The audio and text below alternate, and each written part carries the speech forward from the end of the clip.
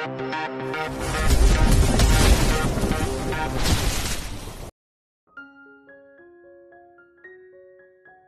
109. Terpaksa menikahi Nyonya Presdir.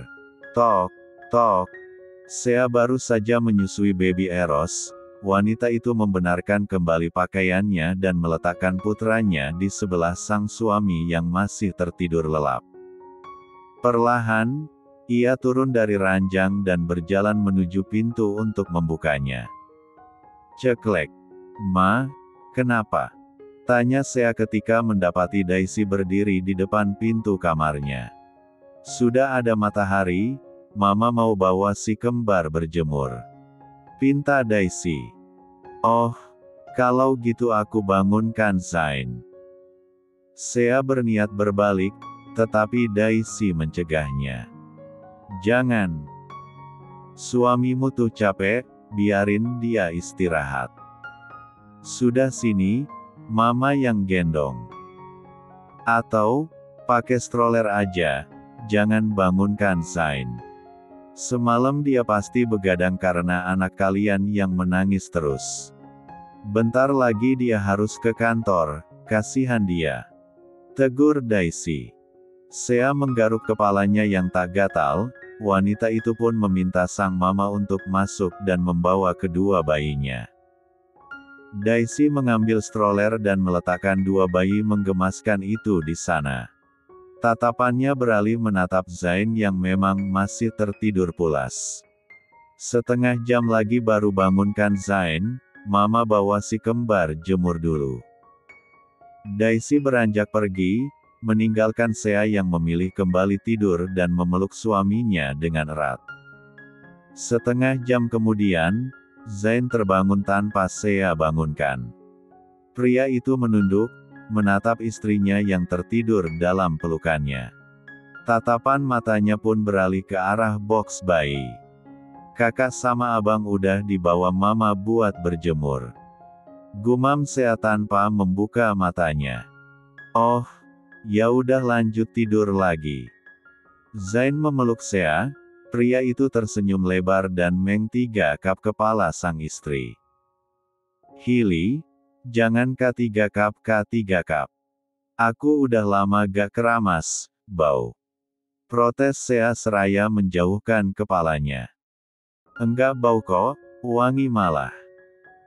Zain tetap menggigap kepala Sea, karena memang rambut istrinya selalu wangi menurutnya.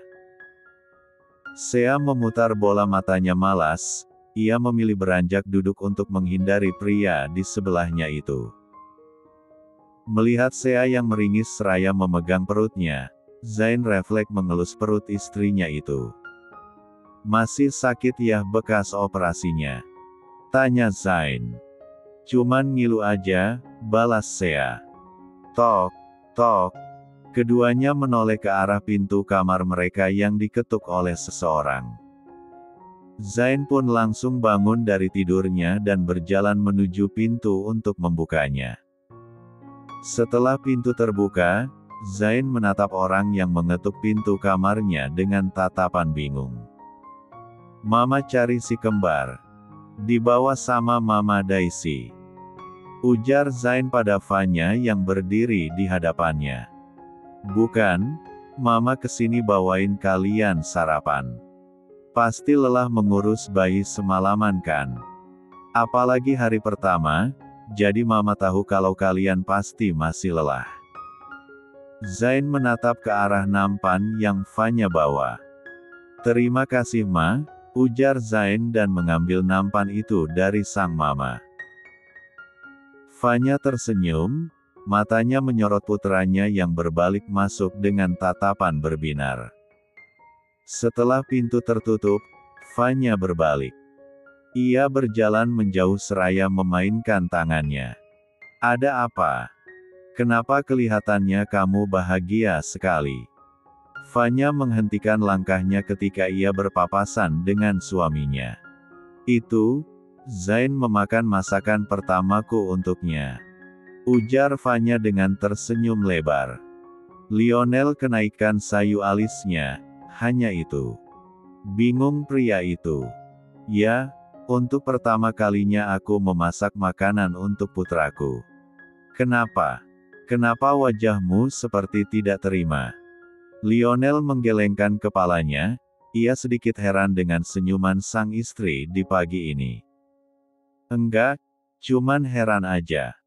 Dulu aku kasih kamu emas 100 kilo, kamu gak sesenang ini. Hanya memasak untuk Zain, senangmu melebihi mendapat pabrik berlian. Ujar Lionel seraya menggelengkan kepalanya. Begitulah hati seorang ibu, karena kamu seorang pria jadi kamu tidak merasakannya. Sampai sekarang, Zain tak mau memanggilmu papa kan? Masih bisa tenang juga desis Fanya sebelum beranjak pergi meninggalkan Lionel yang terdiam di tempat. Pria itu memikirkan ucapan Fanya, memang benar. Sampai sekarang, ia belum pernah mendengar Zain memanggilnya papa. Hah, sampai kapan dia akan marah padaku? Gumam Lionel dan pergi menyusul istrinya. Sedangkan di kamar, Zain memakan sarapannya dengan lahap. Pria itu kembali menjadi bayi besar, Sea menyuapinya dengan telaten. Bukannya Zain yang menyuapi Sea, justru pria itu yang minta disuapi. Sea tak keberatan, asalkan suaminya tak minta disuapi oleh wanita lain. Apa Felix pernah disuapi olehmu? Tanya Zain dengan pipinya yang menggembung karena makanan yang belum sempat ia telan. Pernah, saat dia sakit. Hanya sekali, karena aku sibuk. Sahut Sea. Dia seringnya disuapin sama si pembantu gatal itu ya. Celetuk Zain dengan mata membulat sempurna. Hus. Gak boleh gitu, dia lagi sakit. Kasihan kan? Tegur Sea dan kembali menyuapi Zain. Gak tuh, menurutku itu karma. Sahut Zain dengan santai. Sea hanya bisa menggelengkan kepalanya, ia kembali menyuapkan makanan ke mulutnya. Saat asik menikmati sarapan mereka, Zain dan Sea dikejutkan dengan suara musik yang sangat keras. Keduanya saling tatap dengan tatapan bingung. Apa tetangga lagi ngadain dangdutan? Tanya Zain dengan tatapan penasaran. Sepertinya enggak, dari dulu tetangga di sini sibuk sama urusan masing-masing. Balas Sea yang turut bingung. Ayo. 1, 2. Gerakin kakinya. Zain membulatkan matanya, ia segera berlari ke arah balkon kamarnya dan melihat langsung ke taman samping. Sea yang penasaran pun menyusul, ia turut melihat apa yang suaminya lihat. Ternyata, Ricky mengeluarkan sebuah speaker yang entah dari mana ia dapat. Bahkan, Daisy dan Fanya memakai baju olahraga. Seakan, ketiganya akan bersenam. Tidak hanya para orang tua saja. Asril dan Kay turut ada di sana. Mereka lagi senam. Heran Sea. Dulunya Ricky guru senam si ringis Zain. Kay dengan semangat menggerakkan kakinya, pria kecil itu sangat antusias. Begitu juga dengan Daisy dan Fanya, sudah lama keduanya tak senam. Sedangkan Jenna dan Lionel, mereka hanya menatap dari kursi taman saja. Nyalakan melodinya. Kita gemparkan dunia. Yeye. Gempalkan. Gempalkaan. Teriak Kay dengan semangat. Ricky meraih mic-nya, pria itu lalu memilih lagu di ponselnya. Speaker kembali menyala dan mengeluarkan sebuah alunan yang memekik keras. Gaji setiap bulan, abis bayar cicilan. Ikut banyak alican, nda tahan. Sahut Kay dengan semangat riang. Asik. Goyang Kay. Kay dengan semangat menggerakkan tubuh gembulnya. Berbeda dengan Asril yang hanya diam di tempat seraya menatap adiknya yang sangat lincah itu dengan tatapan meringis. Lanjut Kai. Bolo-bolo libulan. Saldo 0 di tabungan, asik. Sambung Daisy yang turut menyambung lirik. Ricky langsung berlari ke arah Asriel dan menyodorkan mic yang dirinya pegang pada anak itu. Kepalaku nyut-nyutan. Sambung Asriel dengan ragu. Di luar dugaan, dia justru hafal lanjutan liriknya. Saat Ricky akan menarik mic itu, tiba-tiba Kai melompat ke arahnya dan menarik lengan Ricky agar mic itu sejajar dengan mulut kecilnya. Emosiaan. Asik.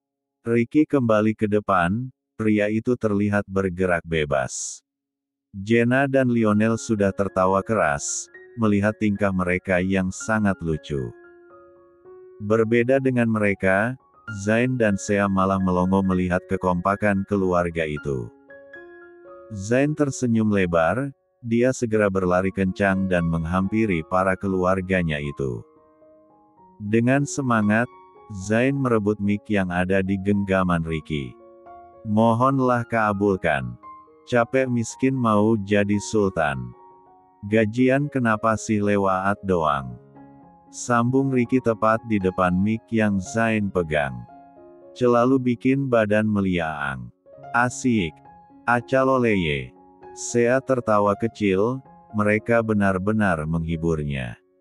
Tatapannya beralih menatap kedua bayinya yang sedang berjemur seraya dijaga oleh Jenna dan juga Lionel.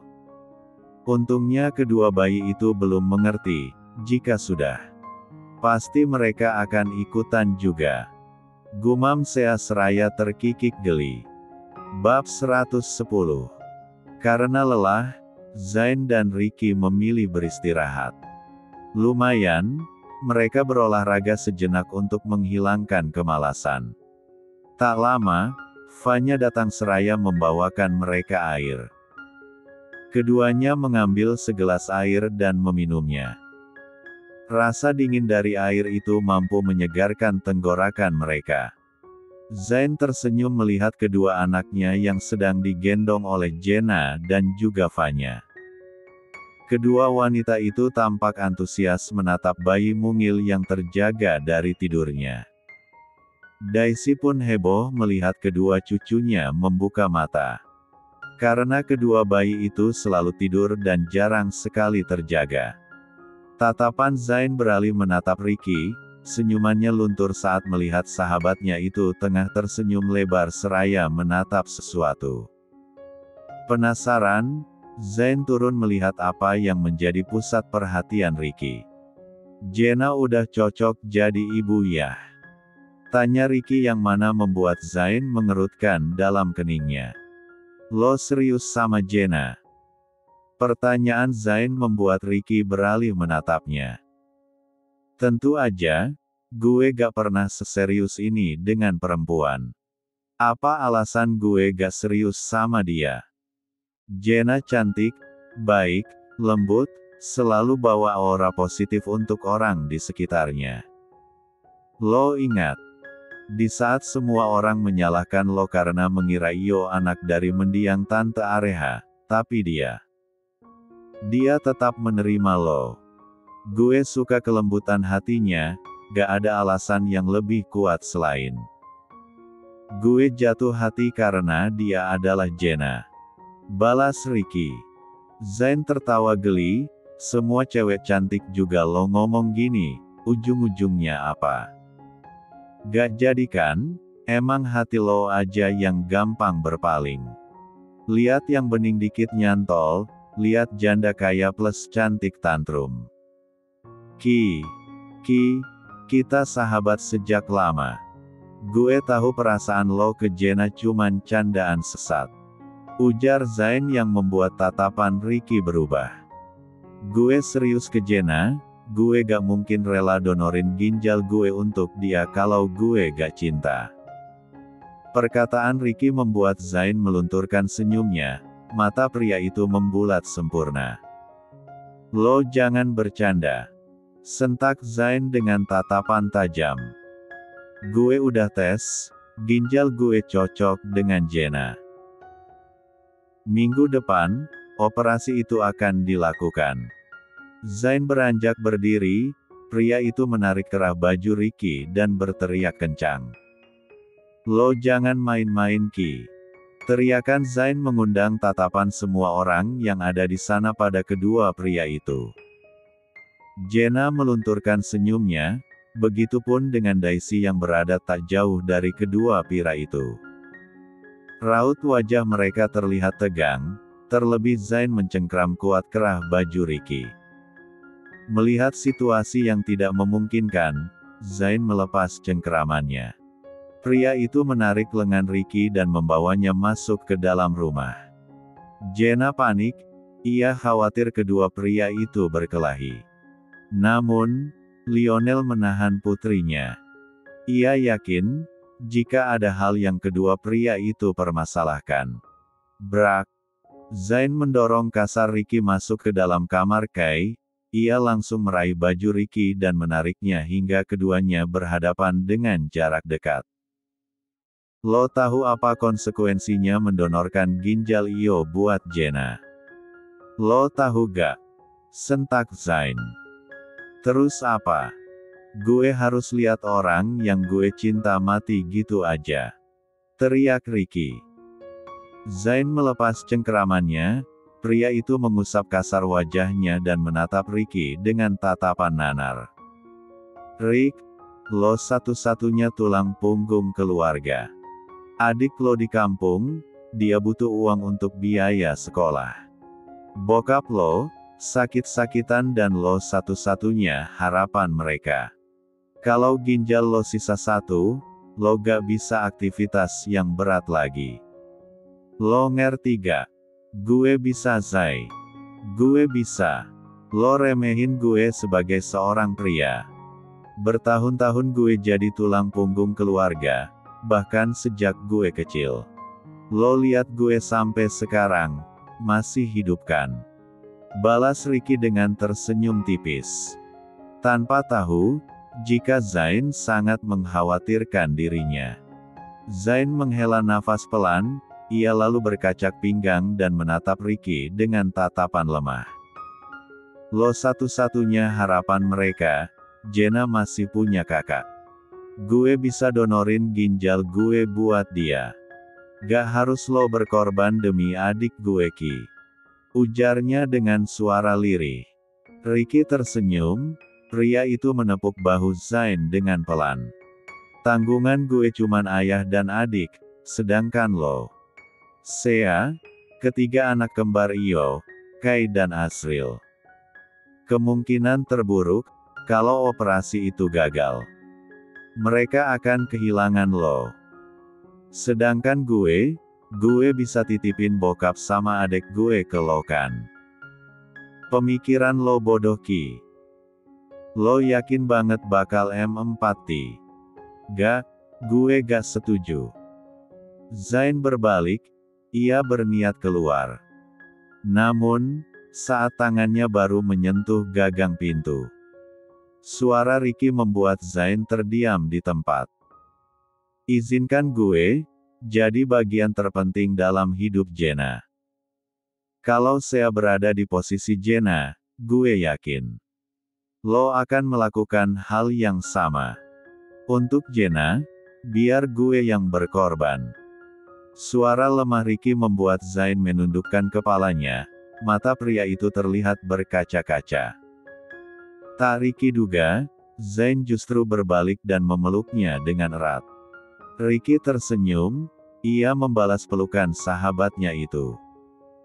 Suasana yang tadinya mencekam berubah haru dan penuh tangis.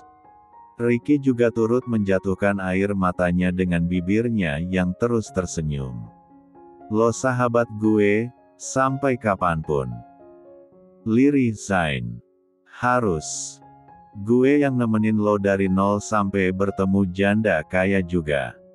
Jangan lupain itu," sindir Ricky yang mana membuat Zain menepuk bahu pria itu dengan keras. Setelah keduanya melepas pelukan, Zain dan Ricky memutuskan untuk keluar. Di luar pintu, Sea sudah berdiri dengan raut wajah yang panik. Setelah Zain membawa Ricky ke dalam kamar, Daisy langsung memanggil putrinya karena mengira dua pria itu akan bertengkar. Nyatanya, keduanya keluar dengan senyuman tipis di wajah mereka. "Apa yang kalian debatkan?" tanya Sea dengan cemas. Enggak ada. Hanya perbincangan ala pria aja. Udah yuk ke kamar, aku mau siap-siap ke kantor. Ajak Zain. Dengan bingung, Sea tetap turun mengikuti suaminya mengajaknya ke kamar. Melihat kepergian Zain, Ricky hanya tersenyum tipis. Tatapan matanya beralih menatap Jenna yang menatapnya dengan tatapan khawatir. Hanya pertengkaran kecil saja, karena dia tidak rela adiknya sudah dicintai oleh pria tampan sepertiku. Ujar Ricky dengan senyuman mengembang. Memangnya kamu sudah saya restui? Desis Lionel dengan tatapan tajam. Enggak Papa Rick, nanti restunya dari Papa tiri Jenna aja. Celetuk Vanya dengan senyuman tulus, hal itu tentu membuat Lionel membulatkan matanya. Enggak iya. Papa tiri. Enggak ada ya. Lionel mendengus sebal. Ia pun menghela nafas kasar dan menatap Ricky dengan tatapan tak terima. Ya udah, saya terpaksa merestui. Cicit Lionel. Merestui itu dalam keadaan hati lapang. Bukan terpaksa. Omel Vanya. Iya. Merestui kok. Berbeda dengan Kay dan Asriel, keduanya sudah berada di depan rumah seraya berjongkok. Di pelukan mereka, sudah terdapat piring yang mereka ambil dari dapur. Tampaknya, Asriel mulai meniru kebiasaan Kay. Ketoplakna konda lewat ya abang.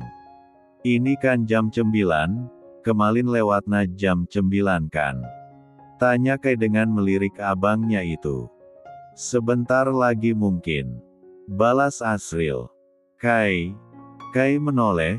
Ia segera melambaikan tangannya pada temannya itu. Tunggu abang ketoprak ya? Tanya anak itu dengan senyuman di bibirnya. Kay mengangguk semangat, ia sungguh senang tinggal di sini dan memiliki teman. Bukan itu saja, di kediamannya yang sekarang banyak sekali tukang jajanan yang lewat. Bahkan, Kay tak pernah absen untuk menunggu jajan di depan pagar seperti ini. Sekarang bukan jadwalnya abang ketoprak, adanya abang lontong sayur. Tuh, abangnya. Teman Kay menunjuk ke arah gerobak yang sedang berjalan ke arah mereka. Melihat itu, Kay segera beranjak berdiri dan tersenyum lebar. Mau ketoplak, mau bacleng, mau lempeyek, mau lontong cayul juga, asalkan itu makanan.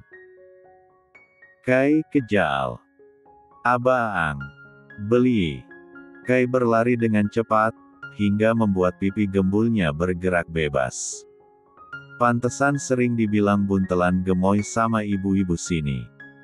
Gumam teman Kay yang mana membuat Asriel meringis pelan.